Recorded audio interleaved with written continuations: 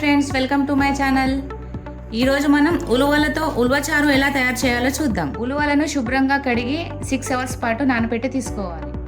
ముందుగా ఒక కుక్కర్ తీసుకొని 6 గంటల పాటు నానబెట్టుకున్న ఉలువలను వేసుకోవాలి. సరిపడా వాటర్ పోసుకొని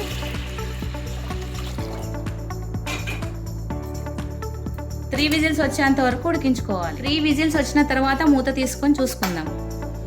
తీసుకొని ఇలా ఉడికించుకొని తీసుకోవాలి. ఇప్పుడు ఒక గిన్నె, అందులో ఒక జాలి పెట్టేసి ఉలువలను వాటర్ని సపరేట్ చేసుకోవాలి.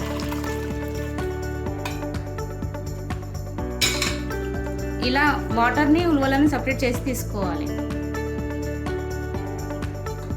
ఇప్పుడు ఉలువలు చల్లారేంత వరకు పక్కన పెట్టుకుందాం. చింతపండు శుభ్రంగా కడిగి వాటర్ పోసి పక్కన పెట్టుకోవాలి. ఒక మిక్సీ జార్ తీసుకొని అందులో వెల్లుల్లిపాయలు, కొద్దిగా మిరియాలు, అలాగే జీలకర్ర, కొద్దిగా సాల్ట్ వేసుకొని మిక్సీ పట్టుకోవాలి. ఇలా మిక్సీ పట్టి తీసుకోవాలి. అదే మిక్సీ జార్లో ముందుగా ఉడికించుకొని పెట్టుకున్న ఉలువలను వేసుకొని ఇలా మెత్తగా మిక్సీ పట్టి ఉడికించుకున్న వాటర్లో మనం మిక్సీ పట్టిన పేస్ట్ని వేసుకొని కలుపుకోవాలి. ఇలా అంతా కలుపుకొని పక్కన పెట్టుకోవాలి. ముందుగా గ్యాస్ వెలిగించి ఒక గిన్నె పెట్టుకోవాలి. 3 టేబుల్ స్పూన్ ఆయిల్ పోసుకొని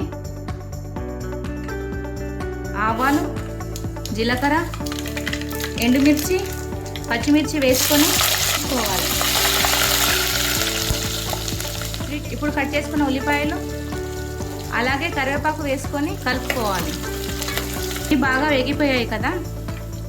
ముందుగా మిక్సీ పట్టుకున్న వెల్లుల్లిపాయలు, మిరియాలు, జీలకర్ర పేస్ట్ వేసుకొని కలుపుకోవాలి. అలాగే ఒక స్పూన్ పసుపు వేసుకొని కలుపుకోవాలి. ఇప్పుడు ముందుగా కలిపి పెట్టుకున్న ఉలవల వాటర్ని పోసుకోవాలి. ఇప్పుడు చింతపండు రసంని పోసుకొని చారుకు సరిపడా వాటర్ పోసుకోవాలి. ఒక 10 మినిట్స్ గ్యాస్ ఫ్లేమ్ని హైలో పెట్టి చారుని మసలనివ్వాలి. చారు మసులుతుండగా టేస్ట్కి సరిపడా సాల్ట్ వేసుకోవాలి. మీరు సాల్ట్ టేస్ట్ చూసి వేసుకోండి. సన్నగా కట్ చేసి పెట్టిన కొత్తిమీర వేసుకొని కలుపుకోవాలి.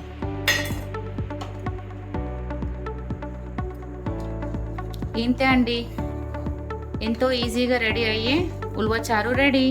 ఇప్పుడు గ్యాస్ ఆఫ్ చేసుకొని ఈ వేడి వేడి చారుని మనం అన్నంతో తింటే ఎంతో రుచిగా ఉంటుంది. ఈ హెల్దీ అండ్ టేస్టీ చారుని మీరు కూడా ట్రై చేసి ఎలా ఉందో కామెంట్లో. ఈ వీడియో మీకు నచ్చినట్లయితే లైక్ చేయండి, మీ ఫ్రెండ్స్ మరియు ఫ్యామిలీతో షేర్ చేయండి. అలాగే సబ్స్క్రైబ్ చేసుకోవడం మాత్రం మర్చిపోకండి. మరిన్ని వీడియోల కోసం మళ్ళీ కలుద్దాం.